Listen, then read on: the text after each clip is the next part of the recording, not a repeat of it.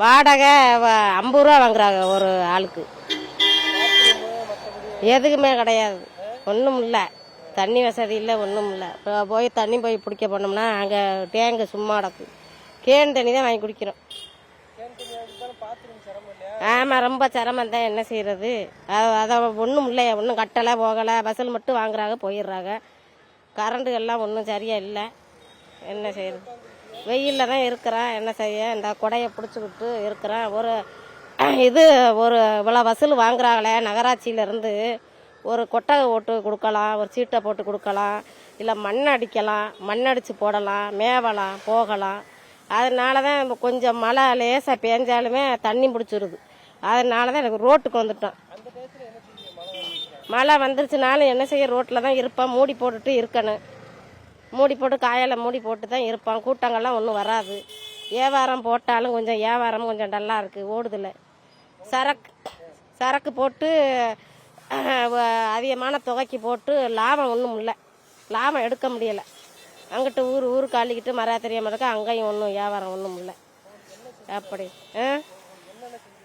எங்களுக்கு ஒன்று இந்த சின்ன கொட்டகை போட்டு மண் அடித்து மேவி தண்ணி நிற்காத அளவுக்கு ஒரு கொட்டகை போட்டு கொடுத்து அதில் வச்சு நீங்கள் வியாபாரத்தை பாருங்கள் அப்படின்னு சொல்லலாம். ஒன்றும் இல்லை. இந்த இப்படி சாக்கடை இப்படி கிடக்கு.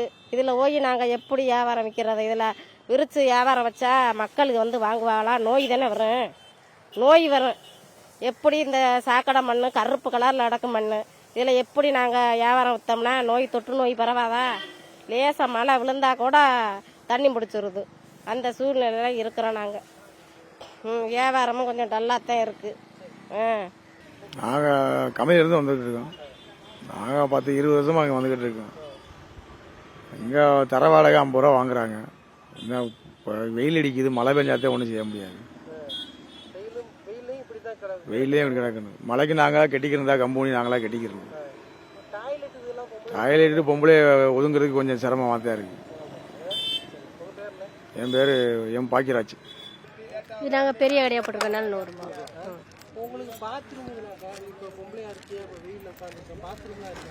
பாத்ரூம் சைடில் வெளியே தான் போயிட்டு வரோம். வேற என்ன செய்யறது? இந்த கருவாடுக்குள்ள தான் போவோம். இன்னும் பாத்ரூம் இதெல்லாம் ஓப்பன் பண்ணலை.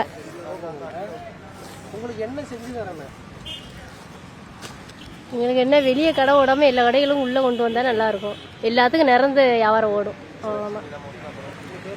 முத்துலட்சுமி. உருப்படி சந்தை கிடையாது. மண் அடிக்கலை, தண்ணி வசதி இல்லை, பாத்ரூம் வசதி இல்லை.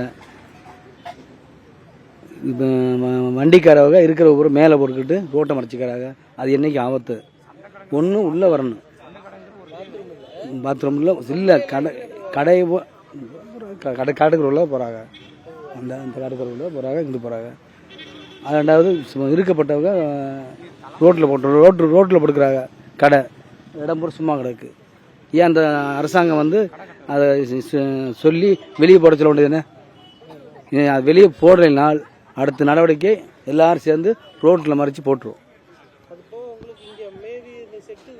செட்டு இருந்த பேச்சு இல்லை, போடணும். என்ன தேவைன்னா இது மேவனு செட்டு போடணும். உள்ளே இருக்கிற வெளியூர் கால் வெளியில் போடுற பூரா உள்ளே வரணும். பாத்ரூமு எல்லாம் தான் தண்ணி வசதி, பாத்ரூமு. பேர் நாங்கள் உத்தரசுமங்க. பேர் சுப்பையா. சந்தையில் நம்மளுக்கு மட்டுமா இருக்குது? எல்லா போருக்கும் வேணும். இந்த பாத்ரூம் போதே அப்புறம் என்ன வேணும்? எங்களுக்கு இடமே கொடுக்குறாங்கல்ல. அங்கே இருந்து ஒட்டில் இருந்துக்கிட்டு இது ஓட முடியா இருக்குது. மழைகளே பெஞ்சுன்னா இவ கட்டி கொடுக்கணும்ல, எங்களுக்கு கட்டணும்ல. கட்ட காணமே. இனிமேல் கட்டுவாங்களா? ஆமாம்.